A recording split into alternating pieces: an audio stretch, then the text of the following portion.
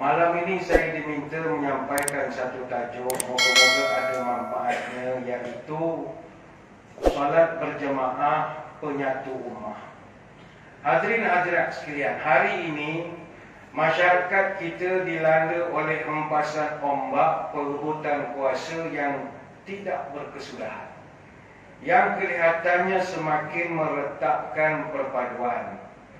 Kita berdoa barang dijauhkan rakyat kita dari menghadapi nasib benang habis, kain tak jadi, jarum patah, baju pun tak siap. Sebab itu orang tua-tua kita banyak memberikan nasihat, kerana kita menyaksikan dalam sejarah jatuh bangunnya sesebuah bangsa itu kerana pergaduhan sesama sendiri. Lalu dalam hal bersiasah mereka berpesan, pertama, wahai anak cucu, pantang siasah yang tidak senonoh, cabar mencabar mencari musuh, ke dalam bertikai keluar bergaduh, nanti rakyat sengsara negeri pun runtuh.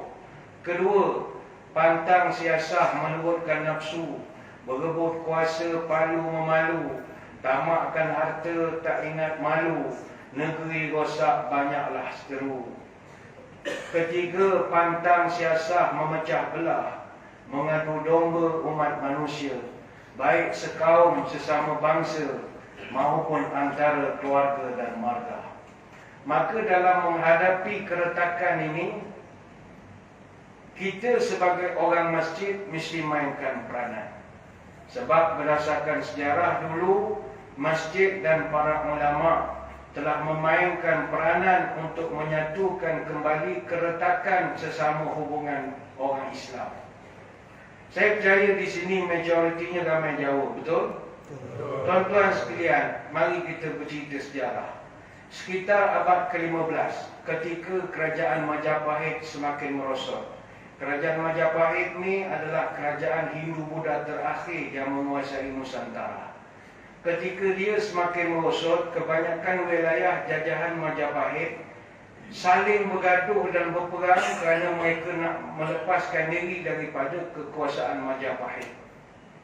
Maka tatkala itu, persengketaan sesama sendiri sangat kerap berlaku, walaupun kadang-kadang dalam hal yang kecil, sehingga timbul satu kata-kata ketika itu, keriwikan jadi kerojokan. Apa artinya? Hal-hal yang sepele menjadi gede, benda yang kecil menjadi besar. Pertengkaran di kalangan anak-anak yang mungkin sedang bermain, tapi merebak menjadi perkelahian antara keluarga. Pecahnya begitu teruk, hingga munculnya istilah-istilah seperti benar sepisan, Allah sepisan. Tak peduli lagi adik-beradik, kalau sekali buat salah, seumur hidup dihukum bersalah. Walaupun ketika itu adik-beradik, bila berlaku pemusuhan, tak ada maaf lagi. Ibarat kata mereka, jadi godong orang pak ngapek, jadi banyak orang pak nyibuk. Zaman itu kalau jadi daun, tak ada yang sudi nak memetik. Kalau jadi air, tak ada orang sudi mengambil, walau setitik. Begitu berat sekali perpecahan. Maka dalam suasana itu muncullah Kesultanan Demak. Kerajaan Demak ini kerajaan Islam pertama di Pulau Jawa yang dipimpin oleh Raden Fatah, yang mendapat sokongan kuat daripada Wali Songo. Raden Fatah ini anak murid kepada Sunan Ampel. Dia sejarahnya untuk adik-adik jadi semangatnya. Syekh Ibrahim Samarkandi, ini sejarah dia. Syekh Ibrahim Samarkandi, dia datang dari Campak. Campak ni Vietnam Selatan. Dia bawa dua orang anaknya datang ke Tanah Jawa, seorang nama Ali Murtada, seorang nama Ali Rahmat. Syekh Samarkandi dia pergi ke Jawa, singgah di Tuban. Tuban ni di desa Gresik Arjo, Kecamatan Palang. Dan dia meninggal di sana. Anak-anaknya Ali Murtada dengan Ali Rahmat pindah duduk di Majapahit. Dua-dua dilantik jadi orang besar.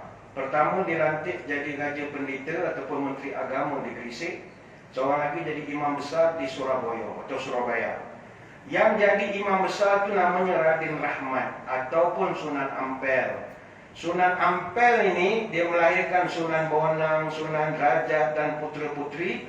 Dan dia yang melahirkan anak-anak murid seperti Sunan Giri, Raden Fatah, yang akhirnya membentuk satu institusi namanya Wali Songo. Jadi Wali Songo dibentuk 30 tahun selepas kedatangan Sunan Ampel. Jadi kerajaan Demak ketika itu sudah mula berjaya melebarkan kekuasaan. Mereka berjaya menguasai daerah-daerah Jawa yang lain seperti Sunda Kelapa dari Penjajaran, dan sekaligus dia berjaya menghalau tentera-tentera asing yang ada di sana tahun 1527. Mereka meluaskan kuasa ke Tuban. Mereka pergi ke Madiun. Madiun 1529 dah dapat dipegang oleh kerajaan Demak. Kemudian mereka dapat Surabaya dan Pasuruan. Itu 1527. Malang juga jatuh di bawah kerajaan Demak tahun 1545. Belambangan, kerajaan Ujung Timur, Pulau Jawa, itu semua jatuh di bawah kerajaan Demak. Maka bila dapatlah disatukan jadi sebuah kekuatan, maka Wali Songo telah buat beberapa perancangan untuk nak satukan. Sebab masa itu perpecahan begitu teruk sekali. Pertama yang dibuat strateginya adalah menerusi makanan. Sebab itu saya fikir dalam konteks masyarakat kita, kenduri kena buat hari-hari lah untuk nak merapatkan balik. Ya, hari-hari buat kenduri. Mana YB yang menang tu buatlah kenduri hari-hari. Demam lah yang bomat tu kaya. Kenduri buat makan, sedekah. Dulu Wali Songo dia buat makanan, dan makanan pula khusus. Mungkin tuan-tuan pernah dengar yang saya syarahkan, ada orang keluar dalam WhatsApp macam-macam. Ketupat itu asalnya daripada Sunan Kalijogo. Nama asalnya Kiblat Papat, 5 Pancir, 4 arah mata angin, 1 pusat menuju Gusti Allah. Dibuat daripada janur. Janur ini bahasa Arab yang dijawakan. Janur itu daun kelapa. Tapi janur, ja'an-nur, dia daripada perkataan datangnya cahaya ilahi. Kemudian daunnya dianyam. Dianyam ni sebagai simbol dosa bersilang-silang. Kemudian direbus, dah siap dipotong 2, dalamnya putih. Artinya melalui Ramadan kita ibadah, nanti 1 Syawal dosa bersih seperti ketupat itu tadi. Yang ketupat ni pula masaknya pakai santan. Kalau bahasa Jawa, santan ni santen. Dia ada penggunaan pangapunten. Pangapunten itu maknanya mohon maaf. Ni adik-adik mungkin tak pernah jumpa tradisi lama orang Jawa, dia panggil sungkem atau sungkem. Sungkem atau sungkem, saya ingat generasi yang umur 40 ke bawah pun dah tak merasa tradisi ini. Iaitu kita bila lebaran, hari raya, bersalam dengan mak bapak, salam ada tradisi dia. Bukan main cium saja. Bukan main cium tangan, mak raya, mak saya batin dapat duit raya. No, dulu ada budaya. Dulu mak bapak nongkrong, duduk atas sofa, anak semua duduk macam ni. Datang bersalam dengan mak, jalan pakai lutut. Seret lutut. Tercecik stokin belakang. Jangan main-main. Tu sampai dekat mak atau bapak, kita pun salam. Keparing matur dumating ibu sawan pulau wenting ing mriki sepindah silaturahim kaping kalih ngaturaken suking riyadi ngaturaken sedaya lepat nyuwun pangapunten. Kaping 3 nyuwun donga pangestunipun supados kula saged dados putra ingkang saleh. Migunani dhateng agama nisa bangsa lan negari lancar agenipun pados ilmu. Gampil agenipun pados rezeki ingkang halalan thayyibah. Saha sukses nglampahi kasang dunia lan akhirat. Panjang macam-macam mantra dulu. Tapi sekarang dah tak ada lah. Kita dah shortcut. Hari raya salam je lah. Hari raya macam batin. Dapat hari raya belah saja lah. Dia pangapunten. Dia proses meminta ampun. Itu kait dengan ketupat itu tadi.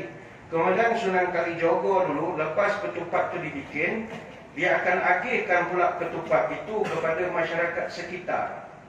Diagihkan ke rumah-rumah orang kampung dan diselitkan dengan satu kata-kata, monggo kula aturi nampi ketupat kelan santen sedaya lepat nyuwun pangapunten. Terimalah ketupat sayur santan, moga kesalahan dimaafkan. Ini budaya yang dibawa oleh wali-wali Songo supaya masyarakat jadi bersatu balik. Maksud perpecahan begitu teruk. Kalau kita rasa sekarang pun dah teruk, dulu lagi teruk. Sebab itu makanan adalah proses dakwah yang sangat mustahab. Sebab itu Nabi bila mula-mula hijrah Yang pertama diucapkan dalam ucapan dasar Nabi, belum sempat turun jari unta, Nabi pesan, ya ayuhan nas afsyus salam wa at'imut ta'am.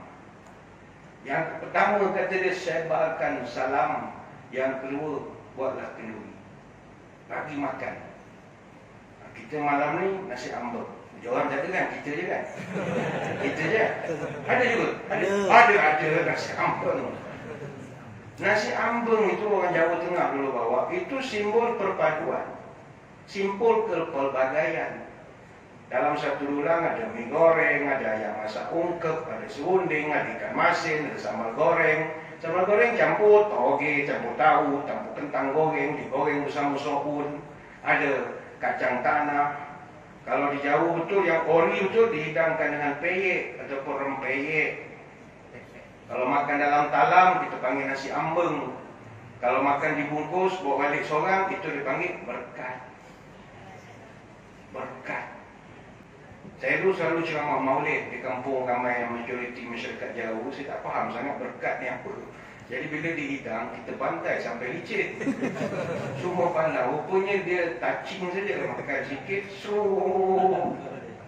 kalau pergi ladang, panggil bontrot. Kalau majlis maulid, berkat. Maka di situ sudah menampakkan kita akan sesama kita ni bersatu kembali. Sama juga Wali Songo dulu, mereka jalankan proses penyatuan balik ummah yang bergaduh teruk ketika itu menerusi proses tarbiyah dan dakwah yang sangat kreatif. Mereka tidak buat ceramah macam kita. Ceramah ni yang datang-datanglah, yang tak datang tak datanglah. Tapi mereka buat melalui hiburan misalnya. Mereka ajak masyarakat berkumpul, tapi bukan syarahan, berhibur. Wayang kulit, ada banyak tembang Jawa, tembang mojopat, tembang tengahan, itu banyak dicipta. Sunan Giri ketika itu dia cipta jamuran, coblak-coblak suweng, gula ganti, macam-macam. Sunan Kalijogo, dia ni dalang wayang kulit yang begitu handal. Dan dalang itu pun daripada bahasa Arab, dallah, mana orang yang menunjuk jalan, panggil dalang. Banyak dia cipta lagu. Gundul-gundul pacul, itu untuk menyatukan balik orang-orang Jawa ketika itu. Gundul-gundul pacul, gembelengan, nyungi-nyungi wakul-kul, kelelengan, wakul ngemplang segane da desa latar. Bayangkan, jauh, bukan Jawa. Orang Jawa kalau tak kenal lagu ni, berhenti je lah jadi Jawa. Jadi Bugis ke Minangkabau. Sunan Kalijogo dia buat satu lagi lagu. Yang ini popular lah lagu ni. Lir ilir nama. Lir ilir, li ilir, tandure wosumilir, tak ijo, royo royo, tak sengguh temanten anyar, tak sengguh temanten anyar. Tapi sekarang budak-budak tahfiz tukar lagu tu kan. Ya Taibah, ya, itu lagu Jawa, bukan lagu Arab tu. Itu Sunan Kalijogo yang cipta. Dia nak bangkitkan semangat orang Jawa. Jangan malas. Lir ilir, bangunlah, bangunlah. Dia bagi semangat. Tanaman dah bersemi menghijau, bagaikan pengantin baru. Dia nak semangatkan orang ketika itu. Sudahlah bergaduhnya. Padi sedang menjadi. Jom kita turun bekerja. Ini peranan ulama, peranan masjid, pesantren. Sama juga Sunan Bonang. Dia karang lagu ni, putera Sunan Ampel. Dia buat lagu Sunan Bonang ni, namanya dia ambil sebab dia pemain alat bonang yang begitu handal. Bonang ni ada tengah tempat panggil kromong, antara 12 gong kecil dalam permainan gamelan. Dia seorang percussion yang sangat hebat sekali. Dan dia mencipta satu lagu untuk mendidik masyarakat yang bergaduh ketika itu dengan tombok hatinya. Terkenal lagu tombok hati.